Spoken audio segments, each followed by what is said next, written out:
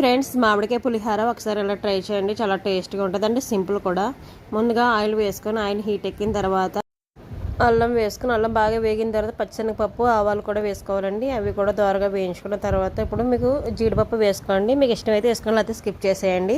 తర్వాత పచ్చిమిర్చి, ఎండుమిర్చి కూడా వేసుకొని అవి లైట్గా వేగిన తర్వాత శనగపిక్కలు కూడా వేసుకొని అవి కూడా వేపుకోవాలండి. వేపుకున్న తర్వాత ఇప్పుడు కరివేపాకు కూడా వేసుకోవాలండి. కరివేపాకు కూడా వేసుకొని అటు ఇటు దోరగా వేయించిన తర్వాత ఇప్పుడు రుచికి సరిపడినంత సాల్ట్, హాఫ్ టీ స్పూన్ పసుపు వేసుకొని పచ్చివాసన పోయిన తర్వాత ఇందాక మనం పక్కన పెట్టుకున్న మామిడికాయ తురుము కూడా వేసుకొని లైట్గా కొంచెం ఒక 5 మినిట్స్ బాగా వేగాలండి. వేగిన తర్వాత ఇప్పుడు రైస్లోని ఆ మిశ్రమాన్ని, మనం చేసుకున్న మిశ్రమాన్ని, మామిడికాయ మిశ్రమాన్ని ఇందులో వేసుకొని మొత్తం రైస్ అంతా పట్టేలాగా బాగా కలుపుకోవాలండి. చేతితో కలుపుకుంటే మనకి పులిహోర అంతా బాగా పడుతుందండి. చూడండి ఎంత టేస్టీగా ఉందో. నచ్చితే లైక్ చేయండి, షేర్ చేయండి, సబ్స్క్రైబ్ చేయండి.